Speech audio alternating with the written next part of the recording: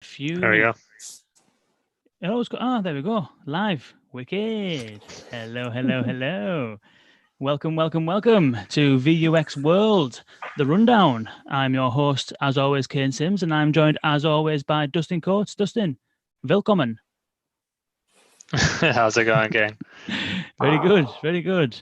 That was my German. That's about the extent of my German. But yeah, not too bad, not too bad. How's things in Paris? Yeah, they're going okay. It's getting to summer. I think it's pretty good. This is, I think, the now fourth live rundown we've done in a row. Fourth, fifth, something. Might be the fourth. Claire, can you remember? Mhm. Welcome, Learning Claire. it. Claire I Mitchell. believe number 4. Yeah, this month has flown by. It has. We've been on a bit of a roll. It's the most consecutive rundowns we've ever done, Dustin. Do you know that? It's a trend now. It's a trend. We're trending. We really are. And yeah, welcome everyone who's joining. So this is the VUX World Show, the rundown, where we go through this week's top conversational AI stories, voice stories, and we digest it, translate it, turn it into some kind of practical application for you people working in the industry, or just make you aware of what's going on if you are a fan of the space. And yeah, as always, there's me, Dustin, and Claire, and we'll get started. So where do you want to start, Claire? Where should we kick off? I think Dustin posted an interesting story around subvocal recognition, the idea of being able to sort of silently say something and the vibrations or muscle activity in your throat being picked up and translated into text. Does that capture it, Dustin? I think so. There's no practical application for this from 99% of the people listening, and so this was really just something that is very interesting. I thought it's something that I hadn't come across before. I'm not even sure how I came across it in this point, but it's very interesting. The only thing is, before people get too excited, is that right now it has to be the electrodes that they apply. So this is useful for things they're mentioning in the Wikipedia article, or at least people like astronauts, for example, underwater Navy SEALs, fighter pilots, etc. This is useful for them. But the problem is they apply electrodes to your neck, and these electrodes have to be placed exactly in the right place. So this isn't something that you can expect in the next couple of years to come around and you're going to be able to have access to. But still interesting. Kane, what do you think about this one? Oh, go ahead.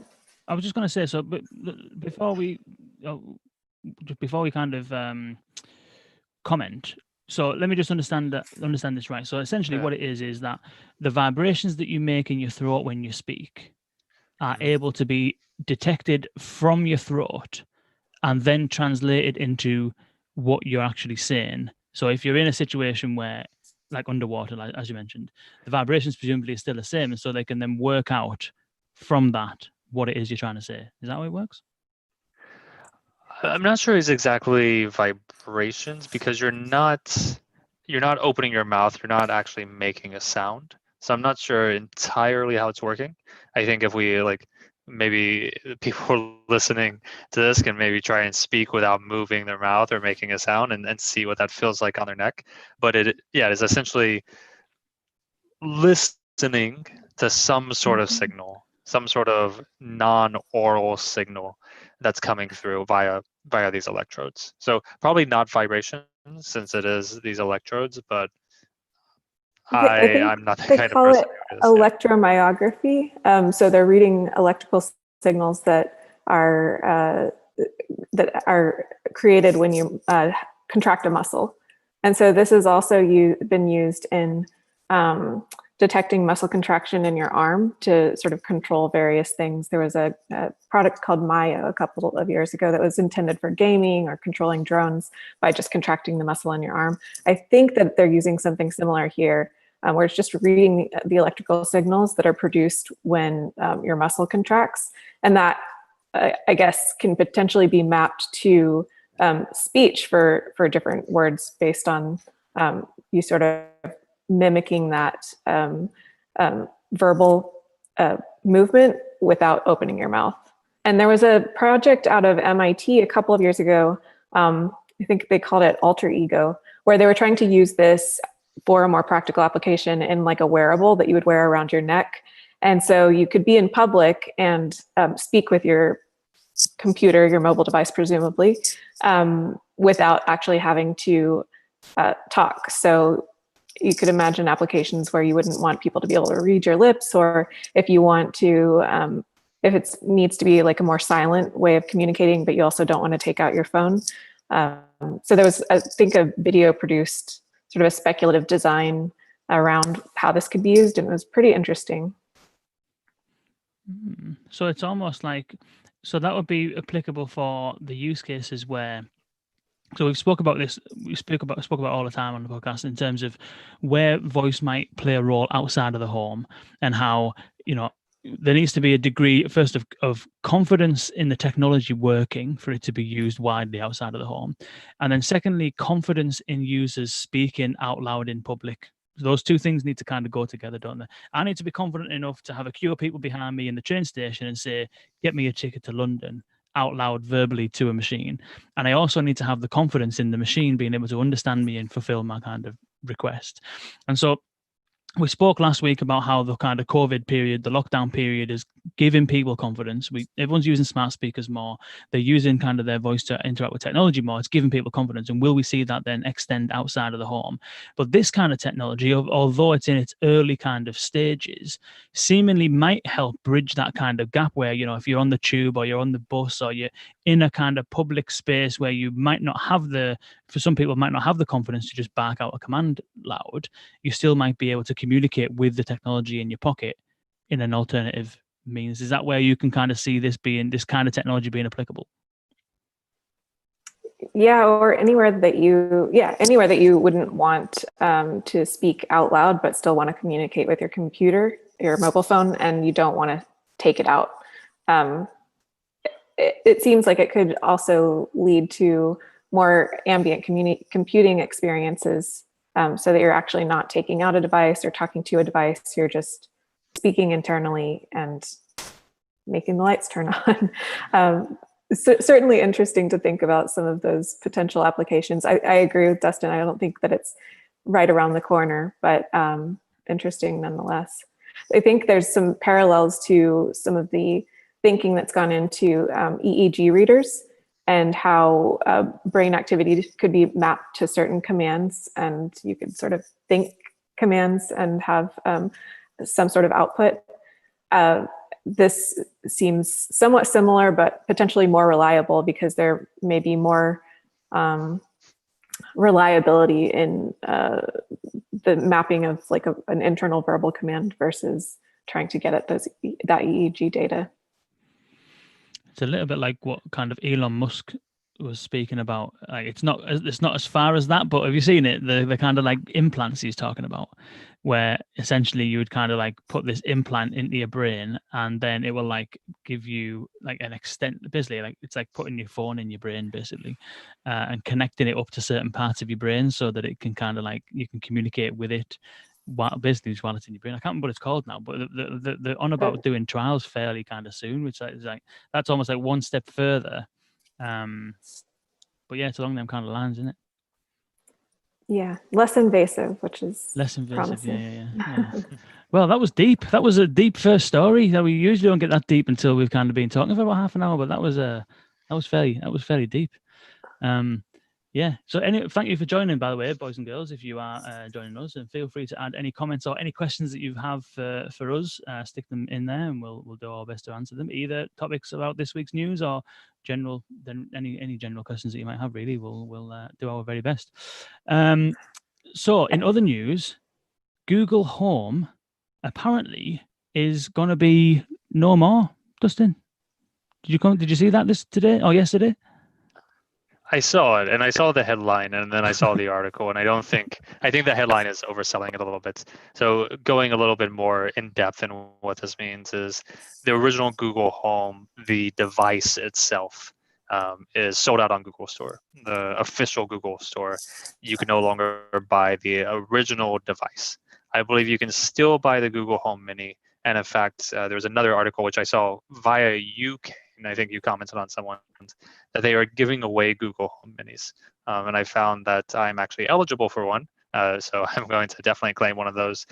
But the assumption, at least in the article, and would be interested in getting the two of your thoughts as well, is the Google Home device itself has been around for 3.5 years at this point. It's been a while, and there hasn't been a refresh. There's certainly been the Google Home Max, there's been the Nest Home Hub, there's been all of these other different devices, but the original has not had an update. Whereas the Echo, you're not getting the original Echo anymore. You're now getting the Echo Max, or you might be getting something else. So the idea here is that with I/O should have happened around this time, was perhaps that they were going to announce a new device there. What was your read on it, Claire? What was your read on it, Kane? It sounds like there's a focus on, at least from both a branding and a functionality perspective, creating a cohesive ecosystem that works together, and reinforcing this idea of ambient computing, where the assistant is the center rather than the speaker, hence calling everything by the Nest brand. And I think, so it's partially a functionality thing, but it seems like it's also partially a perception approach to helping people think about this ecosystem of capabilities and devices that fall under the same umbrella. It's I think you're right, Dustin, that the headline is a little bit kind of sensational, and there could be a very, very, very, very, very simple explanation, which is that they just sold out of devices and it's no longer available. Another explanation might be that, you know, they renamed the Home Hub, which is the one with the screen, to the Nest Hub. Have they already renamed? They've already renamed the Mini, haven't they, to the Nest Mini, not the Home Mini. Yeah. I think they've already renamed the small one to the Google Nest Mini. And so another theory is that they are rebranding the current speaker as it is under the Nest brand, because that seems to be what they're doing, as you were saying, Claire.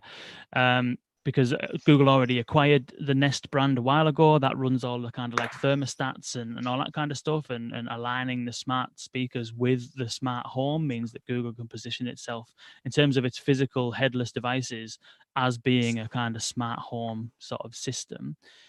So it may be that it's being rebranded to Nest, or it might be, as you say, Dustin. Yeah, maybe they're giving it an upgrade, and releasing a slightly different version of it, or they're ceasing to do it. But I think that the latter one is the least likely, because if you look at what they've done with, you know, all the devices, they're trying to capture any space in the home as well as any space outside of the home. So obviously they've got the Android phones, which are on people's person all the time, 99% of the day that they're with you.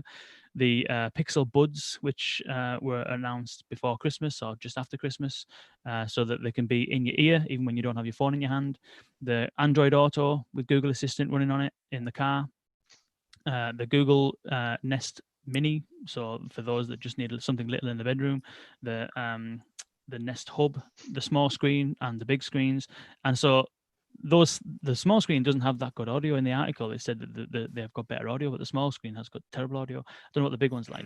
But there's a space, I think, in there for a device without a screen that's got a decent sound from Google. And so I'll be confident that they will be releasing a very, very similar thing, but maybe with a different brand. Yeah. What do you two think of the rebranding to Nest? I'll let you go, Claire, first. I'm sort of excited to see how they lean into this idea of ambient computing, where it really is an ecosystem, as I was mentioning. I think the Nest obviously has a legacy of meaning to people, starting with the thermostat, but it does seem to all be coalescing into this more broader idea of what a smart home can be. I think that's the last part there is hitting the nail on the head. It's the smart home thing. You know, when you think about the beyond work, so the workplaces I think is a different beast, and Google and Microsoft and everyone is kind of trying to do something in that space. But and we'll talk about Cortana in a sec. But workplace aside, I think that there is a few environments that have been previously unconquered by technology or by companies. A few environments where your attention is available. And if your attention is available, then for Google, there's advertising potential. For Amazon, there's sales potential. For any other organization in the world that relies on reaching people, either with content or with services, then there are more opportunities to reach more people. And those spaces are in the car, because otherwise you'd just be listening to the radio, very passive kind of experience. Can't do anything with it apart from just sit and listen. When you're outside of the home and not using a screen, walking the dog, headphones in, listening to podcasts, again, very passive experience. And when you're just generally milling around the house, when you're not actively doing something, the telly might be on in the background, but you're not actively doing anything. And so those three spaces, the ears, or the body rather, the car and the home, are three kind of new battlegrounds as far as I can see with the big technology companies. And I think that's why you see Google giving away smart speakers. I think, is it YouTube Music, Dustin? If you get a subscription with YouTube Music, you get a free mini now, is it something like that? YouTube Music, Google Play Music, one of those services. That's where it's coming from. Yeah, and they've done that with Spotify. Last year, get a Spotify subscription, get a free Google Home Mini or Nest Mini, and that's how they've managed to claim market share. But it's not. I think so. It's not just the market share as a rival to Amazon. What I think is happening is that there is a bigger thing going on, which is that Google are trying to kind of get ownership over people's home, ownership over the time that you spend in all of your different rooms, and owning that kind of attention, as well as the car, as well as the earphones. And so the brand rebranding to Nest, I find it as a statement from Google that we think the home is really important, and we want to be the brand that owns everything you do in your home, all the activities that you have around your home, from controlling the appliances and things around you, to accessing information from anywhere, to being productive, or whatever it is that you need. And so that's kind of my read on it, is that it's a statement to say, we're going to own the home. What do you think, Dustin? So I sort of asked this question because I just love giving this opinion. I think it's the silliest rebranding ever.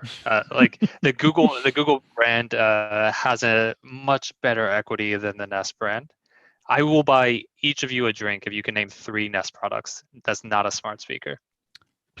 Thermostat. That's the only one I can think of. One. Do they have a Wi-Fi router? I don't think Nest does. Google does. Smoke detector. Yep, the smoke detector is the second one, which everyone hates the smoke detector is what I heard. Third one? Cameras. Yeah, potentially a camera. Claire, we'll go with that one. I'll buy you a drink next time I see you. A virtual. Yeah, I just don't understand it. It's actually a little funny. I smiled a little bit when you were talking about all of the different places that Assistant was on earlier, Kane, because you mentioned so many brands. You mentioned Google, you mentioned Nest, you mentioned Android, you mentioned Pixel, you mentioned all of these different brands, and there's not this cohesion there. The one thing that I could potentially see Google doing, which would be a little smarter, I think honestly, probably the honest answer is Google's a huge company. It has a lot of different teams working on the same thing, as you see with Hangouts and Allo and all of these things. If there's a strategy there, it might be the strategy of the Pixel strategy, which is Google isn't a hardware company. Google builds hardware sometimes to show what the hardware can do, but it's not a hardware company. And so perhaps the strategy is, okay, we'll move it over to the Nest brand, which is now the Google brand equity, to show that it's not the Google Home and Google Assistant in just this one package. It's the Google Assistant on the Nest Hub. It's the Google Assistant on the Sonos or whatever. I think that strategy would be a lot stronger if we saw the Assistant being on a lot more devices, which it is on more and more devices, but nothing compared to what you're seeing, where you're seeing Alexa. So perhaps this is a strategy, but I just think it's confusing for people outside of this tech bubble who might have a Nest thermostat already. I don't think there's anyone going, oh, Nest, yeah, like I wasn't going to buy it, but yeah, now I'm going to buy it. Yeah. Yeah, that's a really good I point. would imagine that the Google Assistant is the cohesive element across, and they'll probably lean into more of that. Yeah, I would imagine so. I think you're right. It's like when it was first sort of announced a while back, there was like a little mini sort of revolt, wasn't there? Do you remember, like within the sort of like the voice sort of circle, there was kind of a little mini sort of like, I wouldn't call it a backlash. It wasn't really a verbal backlash, but everyone you kind of spoke to was like, "I'm not calling it a Nest. It's a Google Home." But maybe you're right. Maybe they're trying to kind of bring some of the Nest customers that they already have, which is probably millions, into the Google Assistant ecosystem a little bit. Possibly. But there is some more Google news, maybe a little bit more interesting Google news, which is the beta voice match for purchases. Who added this one? Yeah, that was me. So I've been getting a lot of questions lately about security and verification, and how can we transact on these devices? If you're any kind of financial institution and you've done any kind of experimentation with Google Assistant or Amazon Alexa, then you'll know that the transactional side of things, not in the US, it's relaxed in the US. You'll notice Capital One and places like that have been doing some interesting stuff. In the EU, it's a lot more locked down, so you can't really do transactional transactions essentially on those devices.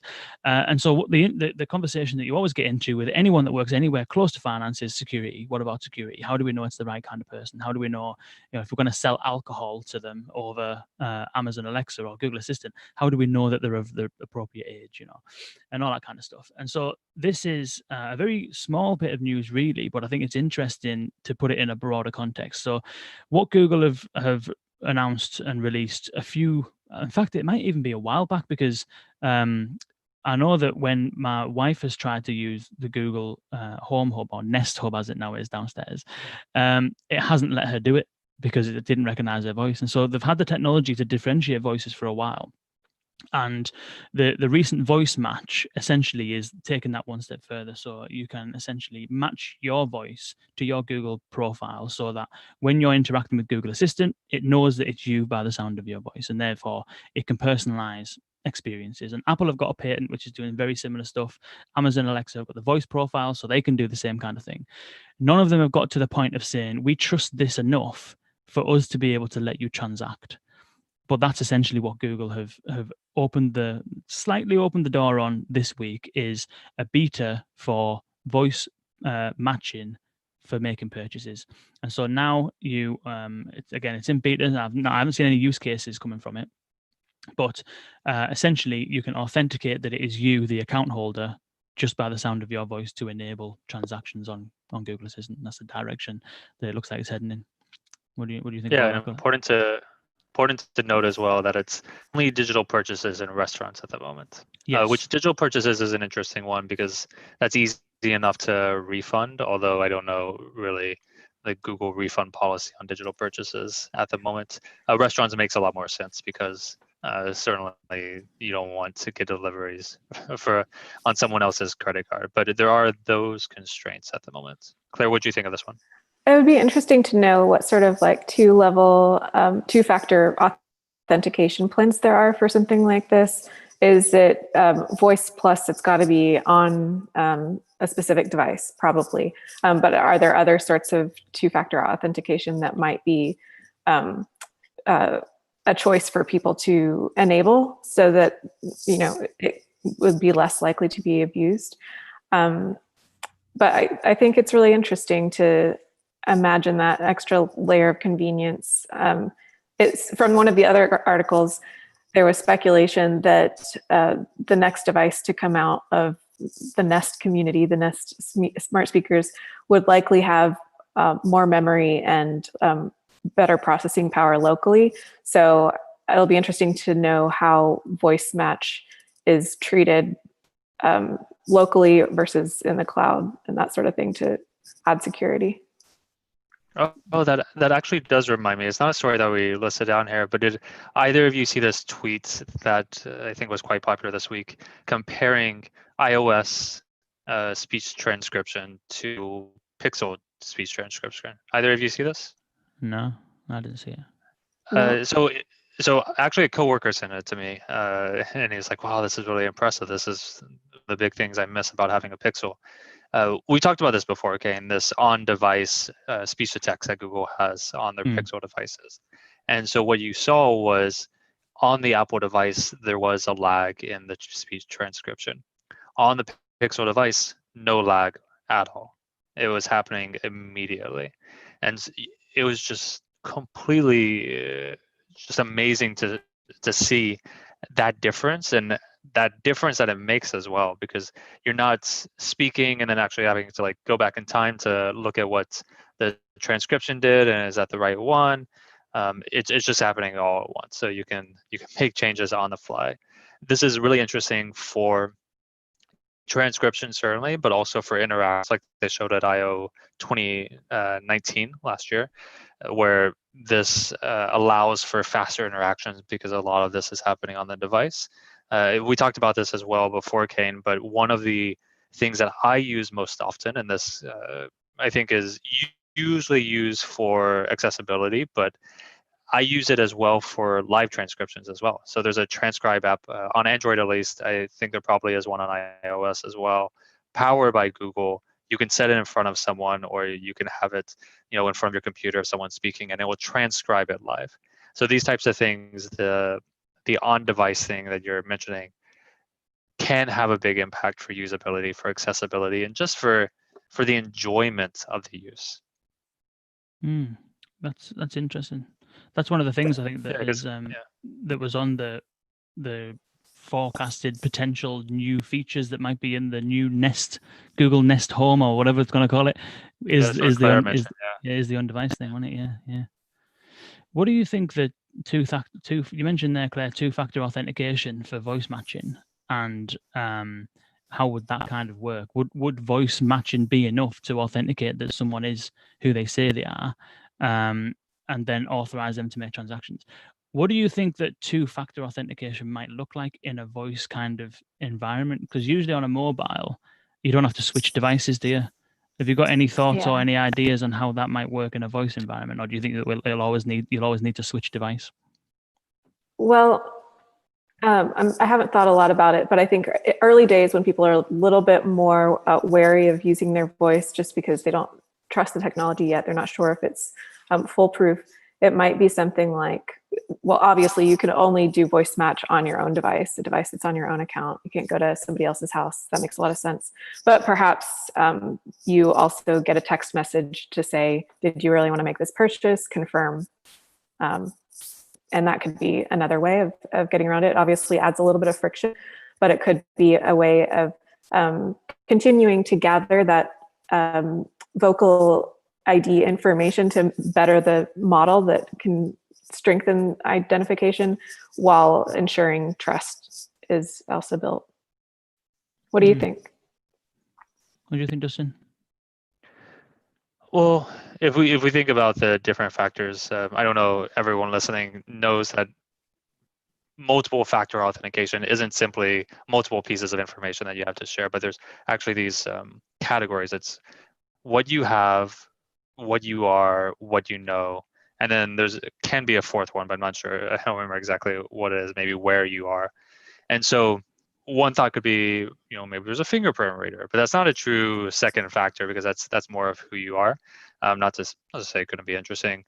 Pin codes are certainly a useful one. You have that on Alexa where you're using pin codes. That could be a true two factor. What you have, that could indeed be your phone. I don't know. I'm not sure if that's something that is going to be done, or people think that one factor of voice is going to be enough.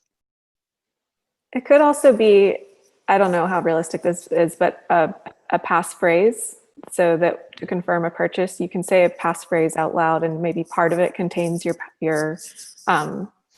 password, so that it's not totally apparent to other people who might be listening. So combined with your voice, this series of words that you've specified to confirm a purchase. I don't know. It's interesting. What if instead, I have an idea. What if instead it's like those spy movies where they give a little knock and then you have to Finish the knock. What if that? I think that could. It's fun. Yeah, that could be good. Start a jingle, and then you need to finish the jingle. Exactly. That's good. It's interesting. I think half of the battle is kind of matching the voice with the account, and then validating that the creator of the account is the owner, is the person who they say they are. So, for example, if you wanted to apply for the power of attorney, let's say you've got like a really old relative and it's your mum or your dad or whoever, and you want to apply for power of attorney, which is the ability to be able to make like financial decisions and important decisions on their behalf.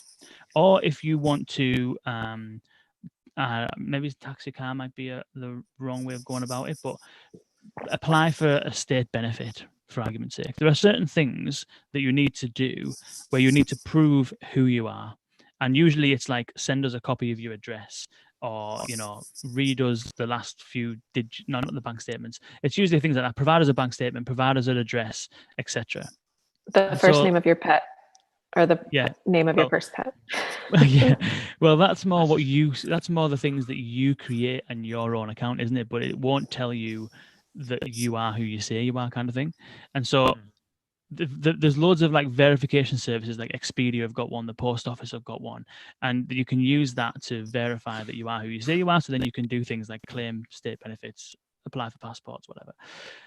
So what was missing, because it's only a Google account and anyone could create a Google account, it's like having a social media account, or anyone could create an Amazon account. It's got nothing to do with who you are. It's an email address, and if you want to put your phone number in there, you can do, but it doesn't actually tie anything to your ID. Do you know what I mean? And so I think what the missing step is the verification on Google and Amazon's side to verify who you are when you create the account, not when you're interacting on the voice platform. So the verification happens over here, but then this turns them into not just a retailer or someone they can have an account with. It's something that you need to have. Basically, you need to have it. Basically, like they will have a version of your digital ID, which would be like giving them your passport. But then if they can verify who you are and how old you are and all of that kind of stuff, and if the voice matching is good enough to really identify that this voice belongs to this account, then two-factor authentication wouldn't be an issue. But that's a huge if, because even the government can't get digital ID verification right or smooth at the moment. And so, well, it's such an interesting model that you proposed, because just to sort of think another model, what would it look like for the individual to carry their digital ID with them? And obviously voice is specific to a person, so that actually might be a start to ownership of and biometrics in general as ownership of identification. Oh, deep. We are getting deep. This is good. Good stuff.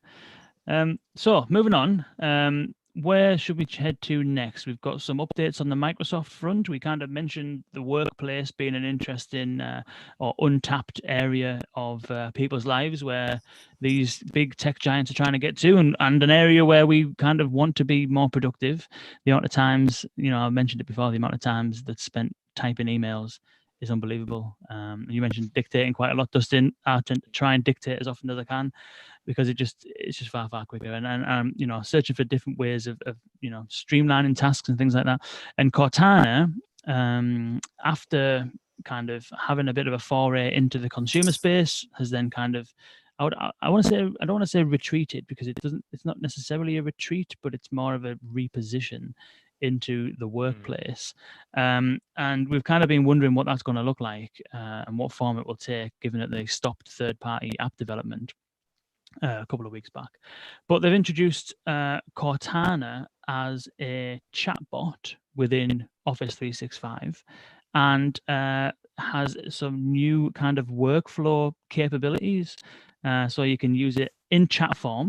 Don't have to speak to it. You can use it in chat form, and you can use it to do things like check your schedule, get your emails, tasks, all that kind of stuff. And so it's almost like a reincarnation of Cortana. Is that the right way of saying it? Or reposition or enhancement of Cortana. Anyway, what do you think about that? I think the focus on productivity tools and task and time management in this moment is pretty smart. I think I mentioned it last week, maybe not, but it does seem that because we're all working remotely, there's a potential to accelerate this idea of voice used in our workflows because we're not all in these open office plans. We can speak freely. And I know that for myself, a lot of time is spent here and there searching for a file, opening it up, closing it because I'm on to a next thing, and then I have to search for it again. So if I were able to surface some of those things easily through voice, I think it would increase my productivity quite a bit. Obviously, doing that in the privacy of my home office makes a lot more sense than in a bigger office. So I do think that this moment is accelerating those types of voice and workflow activities. How about you, Dustin? I'm not sure. I'm not too sure, but Kane, I know you use Outlook for iOS, don't you? I do, yeah. So have you tried out this Play My Emails feature, which I don't think we actually introduced the feature. Play My Emails is essentially allowing sort of what it sounds like. It's playing your emails, it's speaking them out to you, and you can control by voice. I think you can accept or decline calendar invitations. You can join a Microsoft Teams meeting as well. Have you tried this out yet? I haven't because I use Outlook for iOS on my iPad and not on my MacBook or phone. And so I very rarely use my iPad for emails. And so I haven't actually got around to trying that yet. But I will do. And I think that sounds like a good idea. Because Apple Mail is terrible, quite honestly. It seems like Google is Google is very well positioned to bring Assistant into the workflow ecosystem. What do you guys think about that? Would you use it? I think I would. Yeah. I mean, to be honest, I would kind of use. I'm interested in trying them, to be honest, because I've tried to use Siri. So outside of the mobile kind of situation, I think that, when you mentioned there, Dustin, Outlook for iOS, I think that I'm far more likely to use that stuff because it's on a mobile, and I'm kind of already used to using my voice on mobile because that's where I use it most. On the desktop and on my laptop, the thing that I struggle with is maybe it's just because of the situation with I know this one's pretty slow. My MacBook's fine, but I tend to find that there is a bit too much of a delay in opening Siri. So if I press, there's even a little Siri button on it, and on the touch bar on the MacBook Pro. Click that and it comes up, and it's not rapid. Takes a couple of seconds sometimes, and even that delay, I feel as though it holds me back because in the time it's spent opening, I could have already been kind of halfway through the journey of clicking. And so what I'd be interested in finding out is either this Google solution or the Microsoft Cortana bot is how quick it is. Because what we always say is that voice is quicker and all that kind of stuff. And it kind of is if you were, if I'm typing, which I was doing this today, type in, had a question, I ask Google Assistant, get the answer. Don't have to switch tasks, don't have to get my brain into a different mode. I can just do it at the same time. But I think what I found with Siri on the OS X is that it's a little bit too slow to get going, and it's a bit too slow to kick in. So I'd be interested in how fast these things are, because for me, that's the value. It needs to be fast, Do you find that you accidentally hit that button often? Yeah, probably one in every 10 times my hand hits the keyboard. Yeah, same. Yeah. There is another article about workplaces of sorts, and we have about 15 minutes, so I want to make sure we get this one because I find it very interesting. Even though it wasn't the article that I had, and maybe it came from you, Claire, about Datch. Was this yours, Claire? Yeah, it sounds like Datch has just been awarded $3.2 million in funding for a voice application meant for enterprise. And I think it's intended primarily for factory workers to be able to log information about what they're working on in real time using natural language.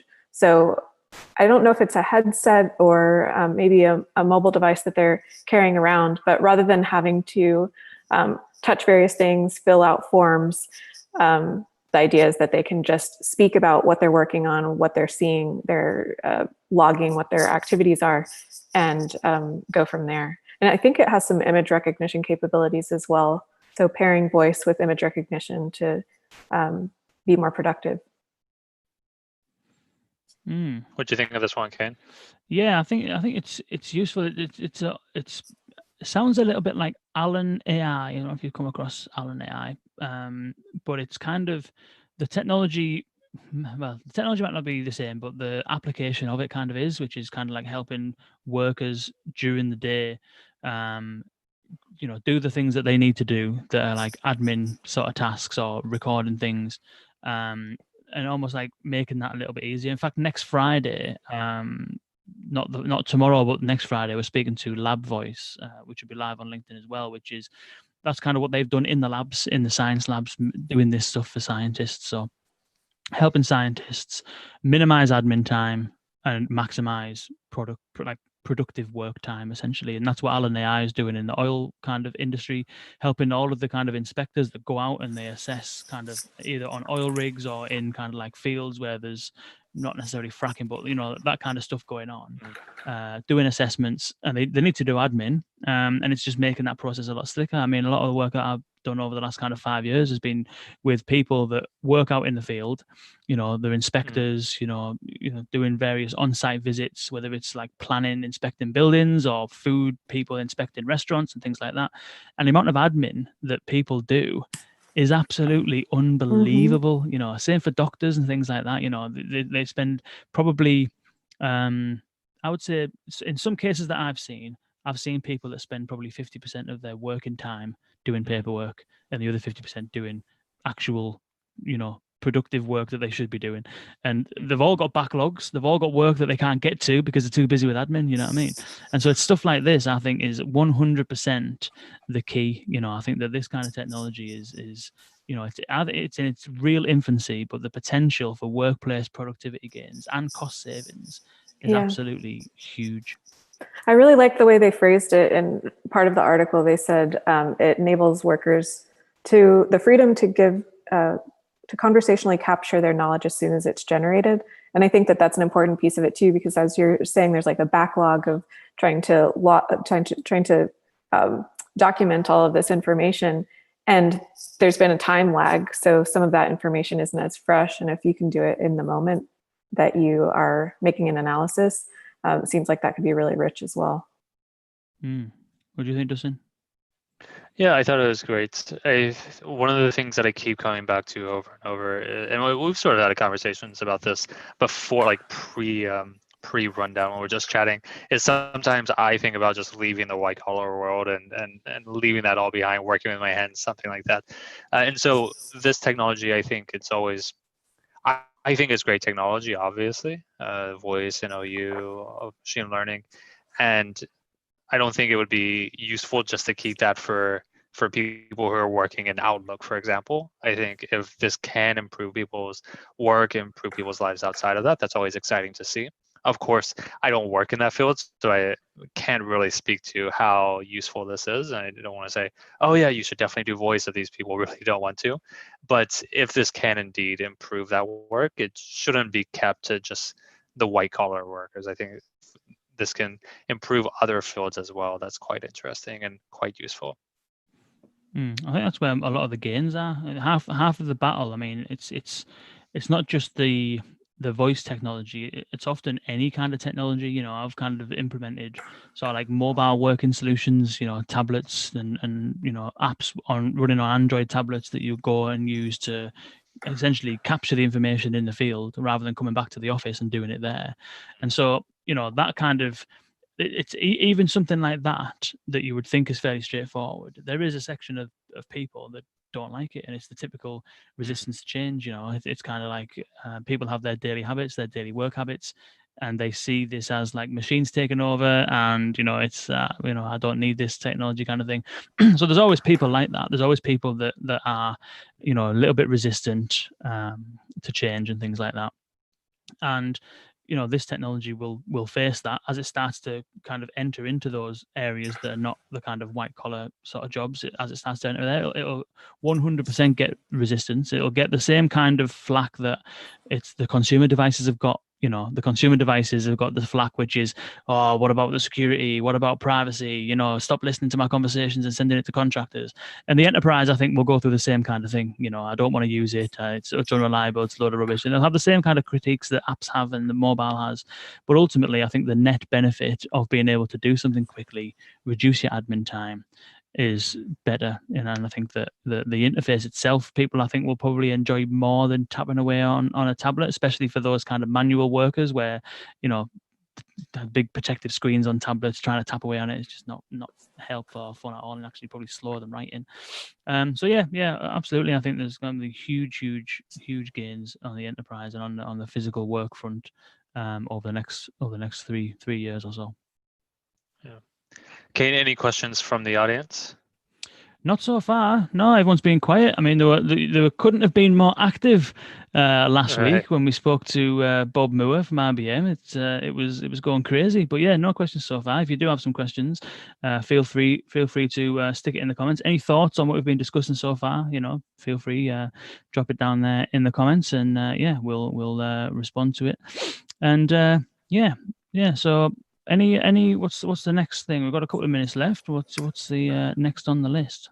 I guess in the context of enterprise technology leading to more consumer-based technology, we've talked a little bit before about maybe heads-up displays that use voice.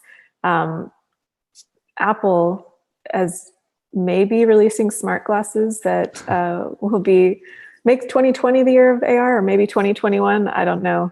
But interesting to think about new hardware coming out of Apple and augmentation of senses generally. We talked about hearables last week as not only providing us audio content, but potentially enhancing our capability of hearing, amplification and whatnot. And here we have a story about amplification of visual with potentially accompaniment of voice interface. What do you all think about that? I think so. For those of you that are really keen on the whole kind of Apple front, I know that Apple has quite a lot of fans that kind of pay real close attention to what's going on. And you might have already seen that there was a story a few years back about the potential of them doing glasses and things like that. But there's a guy called John Prosser. He's got a YouTube channel called FPT. I forget what it stands for, but it's something to do with technology.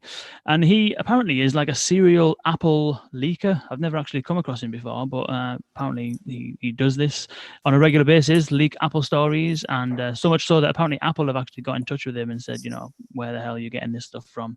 Do you want to stop? But yeah, apparently Apple are definitely releasing the Apple Glass, which is glasses, essentially smart glasses. And we've touched a little bit on the Bose glasses either last week or the week before. Obviously Google have released Glass in the past, which didn't particularly seem to go down too well, and so it's an interesting concept of people trying glasses, but interestingly, what I thought was interesting about this is that there wasn't any mention whatsoever of Siri. It was all with an AR kind of focus, with an AR lens, if you excuse the old pun there, because you get lenses in glasses and things like that. I have to explain my jokes these days. I'm getting it's dad jokes. I've got a son now, so it's all about the dad jokes for me these days. So yeah, but it's interesting. So the one thing is, my question was why there was no mention of Siri and whether Siri would be a kind of like a sensible interface for Apple's glasses, or whether or not AR, augmented reality kind of thing is the future, if you like, for Apple. And then secondly, just to get your kind of thoughts on, we've spoke about hearables and things like that. We've spoke about earphones and stuff. What your thoughts are on glasses and whether you see a potential future for these devices being more mainstream and the potential for voice within them. What do you think, Dustin? You've always got some pretty good opinion. You've also always got some good opinions on Apple. I like hearing your. I mean, yeah. I mean, it's certainly interesting because here's what Apple does, right? Apple is a late follower. and then it comes in and they invent the new technology, so to speak. It's not something that I'm interested in. I spent way too much money on LASIK to ever wear glasses regularly again. But I mean, it could be interesting. Certainly, after our rundown last week, I did look into the Bose glasses. I'm not going to end up purchasing them, but I looked into them. They're so fun. Are they better I like than ear, are they better than earbuds though? I guess is a question that I had in mind. No. Okay, so same price as earbuds. It's more of a not toy. better. Okay, fair enough. Yeah, I'll spend money on toys, but overall, I don't think glasses are quite interesting to me. Although I came this close to buying Google Glass a few years ago because that actually did seem interesting at the moment. I think I'm just maybe mellowed on the technology a bit. Claire, what about you? I think you're probably more bullish on it. I wouldn't run out and sign up for like early purchasing or anything, but I am interested in watching where the space goes. I'm very interested in augmented reality, both visual augmented reality, but also auditory augmented reality experiences. There is a company called North. Have you heard of North Focals? They produced some AR glasses that do very little. You can see like the weather update on that sort of projected on them. You can see who's calling. They have voice integration. And I went to the retail space in Brooklyn to check it out. You get outfitted for them. It's a really interesting experience. They do a 3D scan of your face to get you properly sized up. Last I checked, they were $1,000, which is a little steep for seeing the weather projected on the frame of your glasses screen. But it's interesting to see how they really are becoming consumer products and will obviously evolve and get better and more robust. And I think figuring out how to make that added layer of information unobtrusive and only surface relevant information when it adds value and doesn't distract from regular life is going to be a real challenge. So we'll see how any of the companies that are getting into that space deal with it. Mm-hmm. I can see how that'd be useful if you wear glasses. I can see that being a ripe kind of market for people to experiment with, because you're already comfortable with it. It's already something that you do every day, and so there's no real change there. Whereas these Apple Glass ones, as far as we can see, are not going to have sunglasses.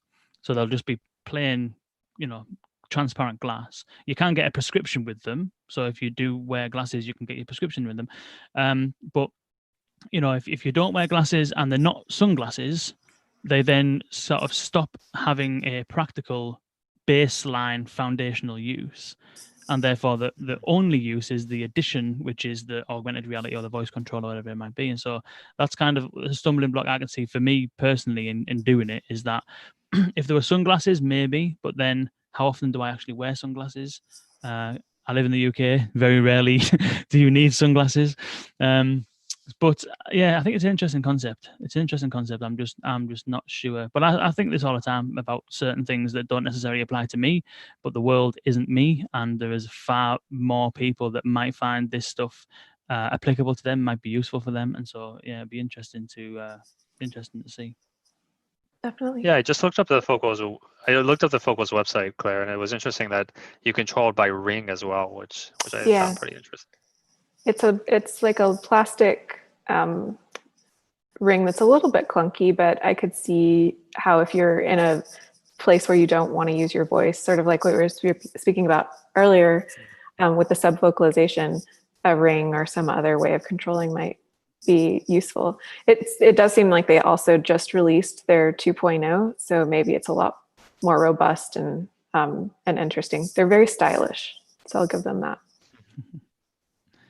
Cool. Well, we are just about out of time, and it's been a pleasure once again. I think we've got through some interesting stories there. It's interesting how the space is kind of how it's moving, and technologies seem to be converging a little bit. It's like voice interface, gesture recognition, hearables, wearables, sunglasses. Like it all seems to be kind of bubbling up, and it'd be interesting to see kind of how it goes. So yeah, any final thoughts from you, Justin? I don't think so. This has been a great one. Looking forward to the next. Any final thoughts from you, Claire? Very interesting as always. Cool. Well, thank you all for joining us, and we'll see you again next Thursday, similar kind of time, on LinkedIn Live and YouTube Live. As always, thank you for joining us, and